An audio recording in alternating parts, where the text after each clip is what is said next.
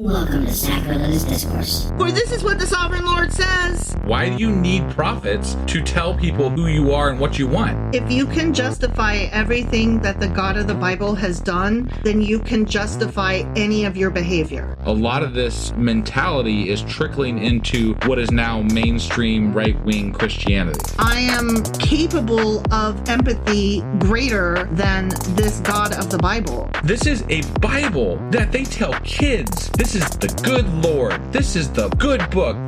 He is fantasizing about murder, mass murder.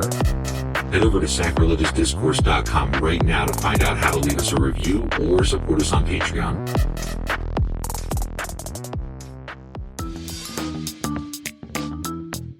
Hey there, sinners and saints. It's your favorite Bible-bashing duo from Sacrilegious Discourse, and we need your help. That's right, folks. We're raising funds for some heavenly equipment and a studio that doesn't sound like it's in the depths of hell. Our current setup, let's just say it's more apocalypse than audiophile. So if you want to hear us dissect the Bible without the background noise of demonic squirrels, chip in a few bucks. We're aiming for $5,000 to upgrade our audio and build a studio worthy of blasphemous banter.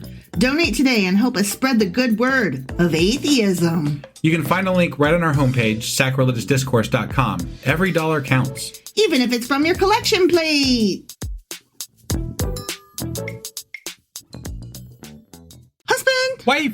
Do you know what we're doing today? We are starting a new book of the Bible. We are. Which is... Hosehead. No. What is it? Try again. Hosea. Hosea. Yeah. You were getting it wrong all last week. I was calling it Josiah. You were calling it anything but Hosea. Yeah. Yeah. So we're starting a new book. Mm-hmm. That's amazing. Mm-hmm. All right. You ready to do this? I sure as fuck am. Let's do it. Okie dokie.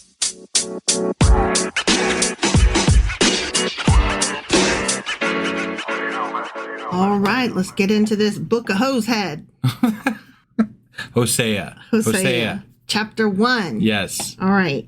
But first I thought we could take a look at who the fuck is this guy. Okay. Is he like Daniel, just some legend? Sure. Who the fuck is Hosea? Is he a real dude? I don't know. Is he? What's the book? When was it written? Who wrote it? It was a while ago, I know. Yeah. See? Yeah.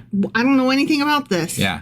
So Hosea is listed as one of the 12 minor prophets of the Nevi'iyim. Okay. Which is the prophet section of the Tanakh. Got it. You know how they split up their books into the sections. Torah and the Ketuvim is the other part. The sections. Yeah. The things, the breakdowns, the places. Yeah, I got it. So, the writings, that's the one I was thinking of, like Proverbs and shit. Right. Yeah. And then this one is the prophets. Yes. Okay. Yeah. So, but it also is its own book in the, Christian Old Testament. Right. Which is obviously because we're reading it. Yeah. So. Yeah. Yeah. According to the traditional order of most Hebrew Bibles, it is the first of the 12 minor prophets. I see. So we've gotten into what I like to call the Doomsday preppers, the minor prophets. Okay. Because they're talking about, future to come and it's bad. Got it. Okay. So that's what I called them on my list. Doomsday preppers. Got it.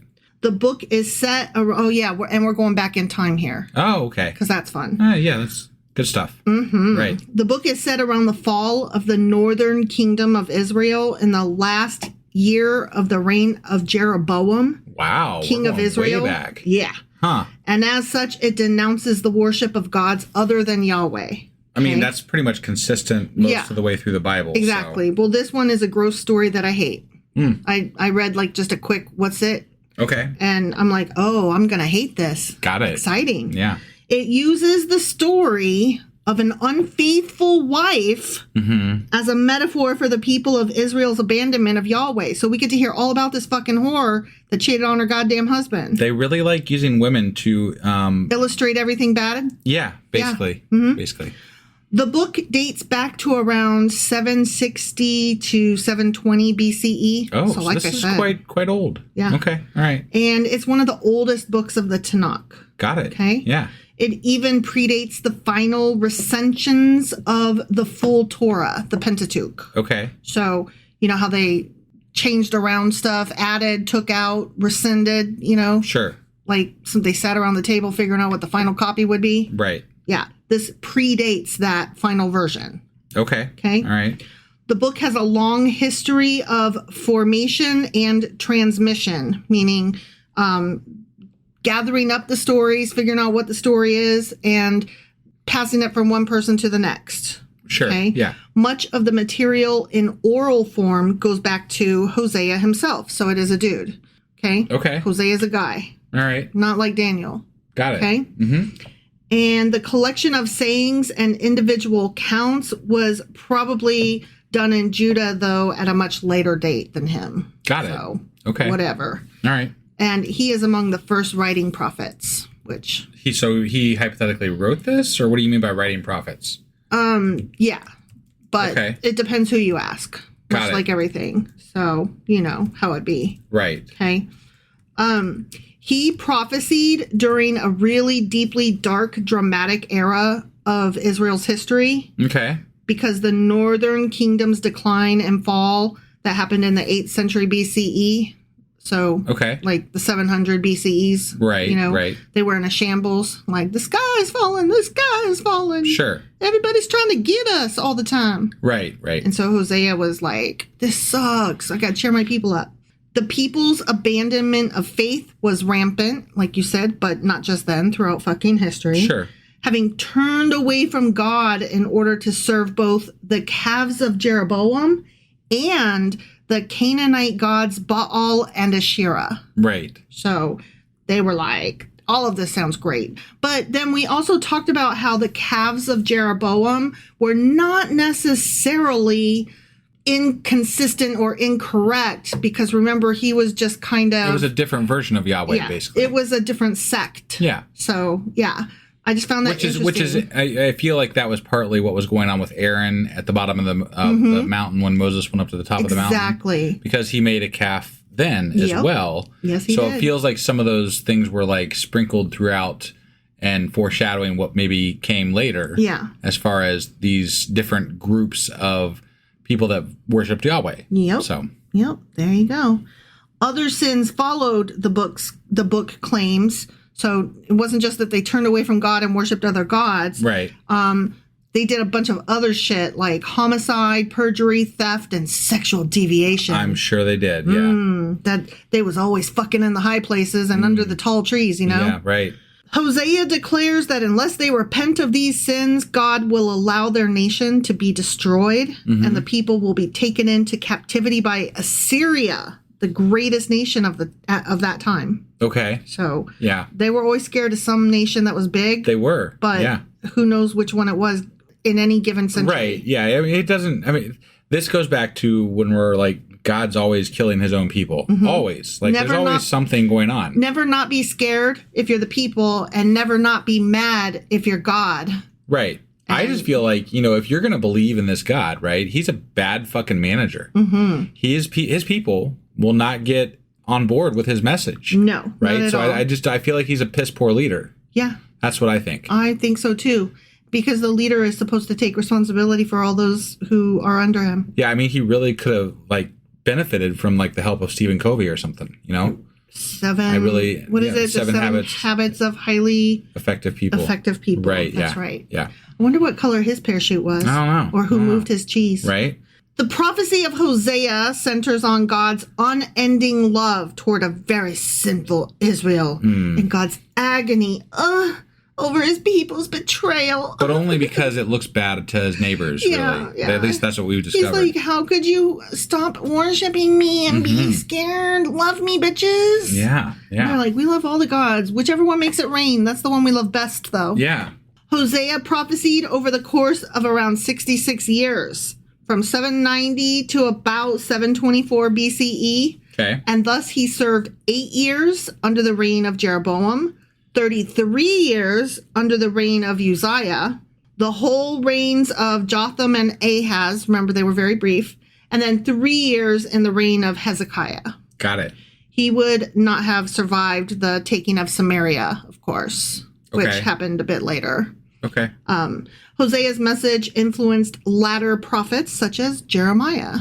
So, you know, he was one of the major prophets, but now we're in the minor prophets. Right. So, with that, now we know a little bit more about him. Still not enough, really, but we'll do a I mean, how much can you really know about somebody that's like almost 3,000 years old? right. Yeah.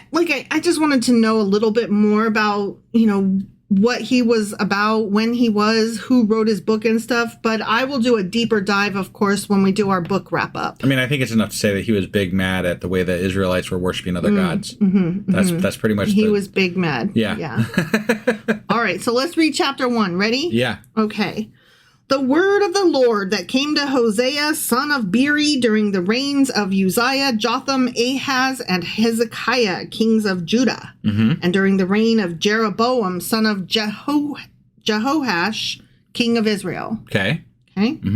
That was verse 1, which is basically like just an intro to this. Sure. Okay. When the Lord began to speak through Hosea, the Lord said to him, "Go, marry a promiscuous woman and have children with her. For like an adulterous wife, this land is guilty of unfaithfulness to the Lord." Why the fuck is he telling his prophet to go do that? I don't know. Like, is that he's trying to have his prophet be an example of what is going wrong in Israel? Yeah. That's weird. Yeah. Okay. So he married Gomer, that whore. Yeah, I guess. Daughter of Diblaim. And Diblaim. And she conceived and bore him a son.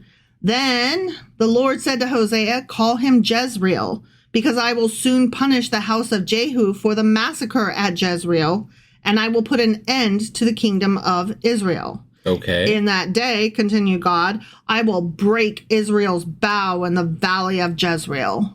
Got it. Yeah, great. Yeah, that's exactly what I'm going to name my kid after. Didn't they just say that he was showing something about endless love, and now he's going to kill them all, right? This is part of his love bomb. Oh, killing people means love. I always wondered how that worked. It's like if you research a narcissist online, like in the whole medical sense of the word. Yeah. They love bomb, and then they punch you in the face, and then they apologize, and then they say, "But you had it coming," and then they're like, "Well, it's fine, everybody punches," and then they're like, "That never happened. What are you fucking talking about, you weirdo? Sure. Why are you exaggerating?" And then they love bomb some more if they feel like it. Got it. So he's in his punch you in the eye phase. Got it. Okay. Yeah. Gomer conceived again and gave birth to a daughter. Then, if this woman's as much of a whore as that they say she is, how does he know that it's his? Right? Exactly. Then the Lord, because the Lord just knows these things. Oh, okay. He had a pregnancy test. Got it. And a DNA kit. Okay. Then the Lord said to Hosea, "Call her Lo-Ruhama," which means not loved. Wow. Right? That's horrible. I know, exactly. "For I will no longer show love to Israel, that I should at all forgive them. Yet I will show love to Judah, and I will save them, not by bow, sword, or battle, or by horses and horsemen, but I, the Lord their God, will save them." Until he doesn't, when they fall later. Yeah. Not too much later, That's why I kind of did the with my voice at the end there, to kind of suggest that there's a ... right question mark. Yeah, no, it's funny. Like it's whatever. He punishes everybody all the time, always. Yeah. Until he doesn't, and then he doesn't. I guess It's like if you had a kid and you named it "fuck you." Right. Like, why? Stop. That's mean. Don't do that. Yeah. After she had weaned Lo-Ruhama, Gomer had another son, so 3 babies. Okay. Then the Lord said, "Call him Lo-Ammi," which means not my people. Wow. Right? Maybe this is the one that she had with somebody else. "For you are not my people, and I am not your God." Oh, okay. Damn. I love you, but I'm not your God. Yeah. And you're not my people. So, but I could go fuck What? under the Asherah pole now, right? Right. Yeah. So fuck off, God. Yeah. That's what I was trying to tell you all these years, God. Yeah. Jeez. "Yet the Israelites will be like the sand on the seashore, which cannot be measured or counted. In the place where it was said to them, 'You are not my people,' they will be called children of the living God." The people of Judah and the people of Israel will come together. They will appoint one leader and will come up out of the land, for great will be the day of Jezreel. The end. Well, that still hasn't happened technically because they got conquered by Babylon and Judah was still a thing, and then the 12 tribes of Israel, they're still trying to recover them Right. to this day.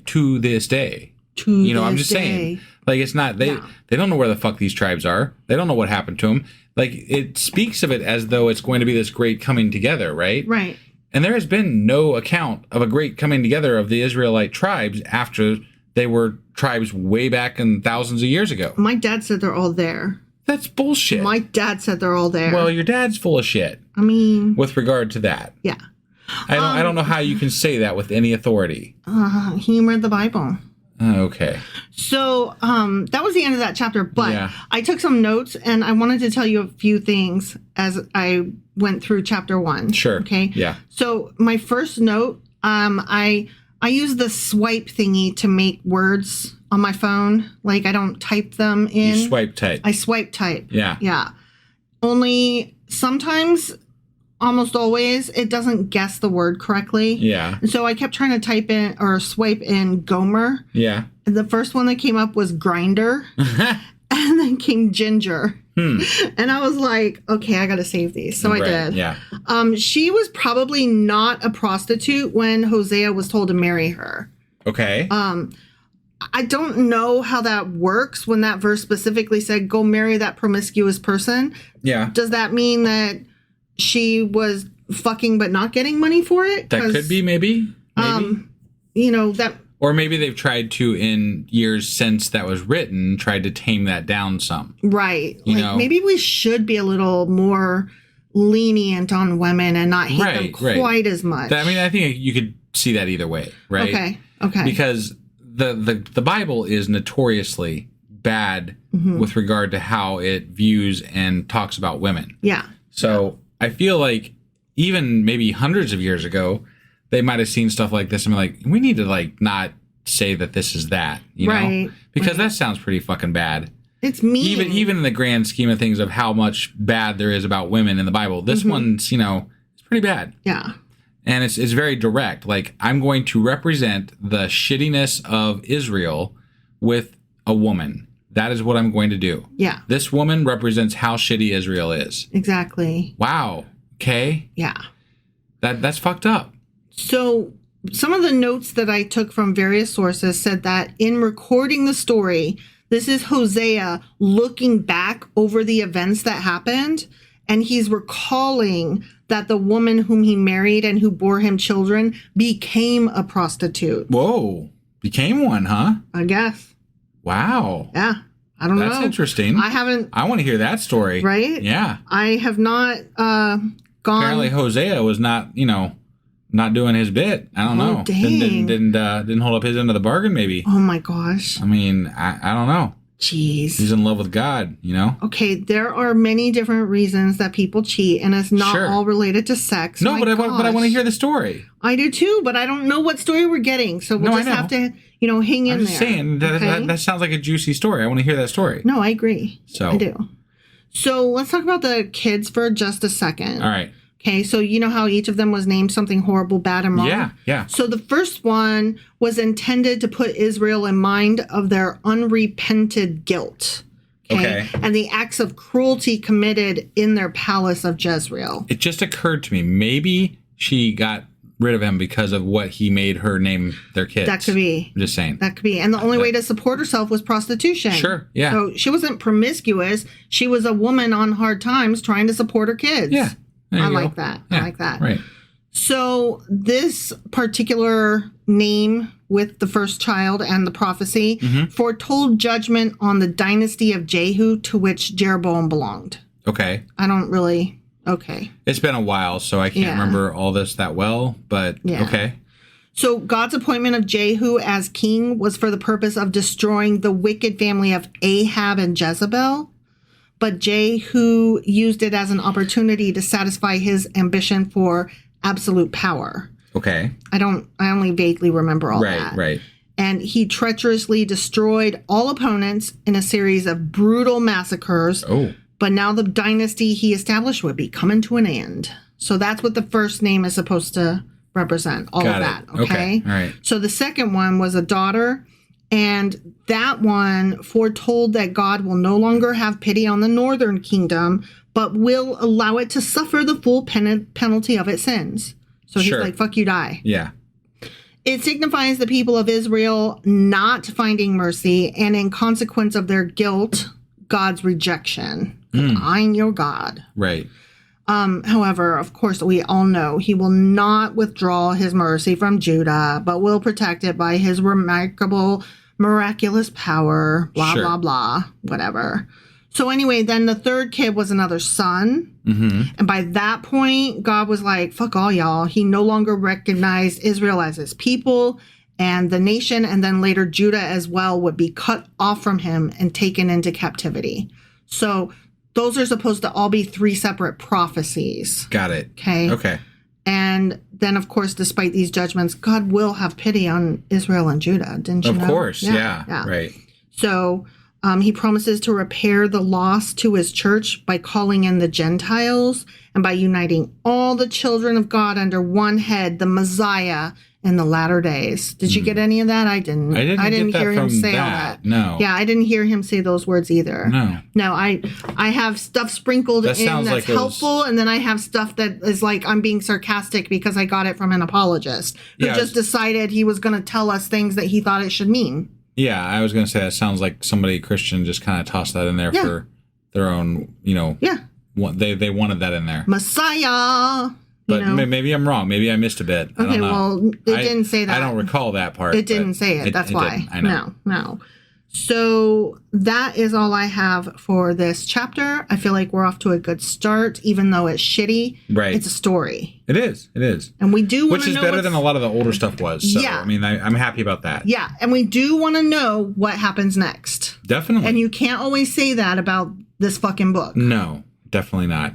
So that was Hosea chapter 1. God damn it, I almost said his name wrong again. Yes, that was indeed Hosea chapter 1. And we will be back tomorrow with Hosea chapter 2. Or Hosea chapter 2. Yes, that one. See you then. Bye.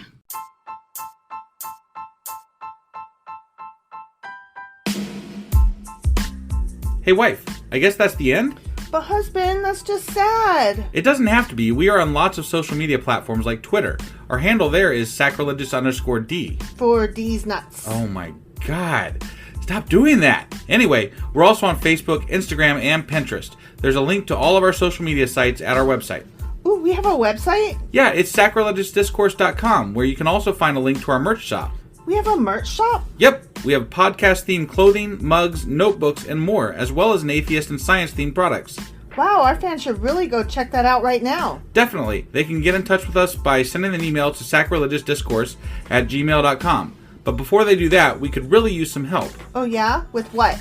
Well, it's not free running the podcast, and we need some financial support in order to get better equipment, which will free up time so we can concentrate on our podcast and our fans. Okay, so what should they do? Head over to patreon.com/sacrilegiousdiscourse and sign up as a contributor on our podcast. Supporters there receive additional bi-weekly episodes that we record just for our Patreon members for as little as $2 a month. Also, we'd really appreciate it if you would like and subscribe on whatever platform you're using. And Apple Podcast reviews help us out tremendously. Like and subscribe. Leave an Apple review. Join us on Twitter. Support us on Patreon. That's a lot of instructions. Don't forget to say thanks. Thanks. Okay, bye.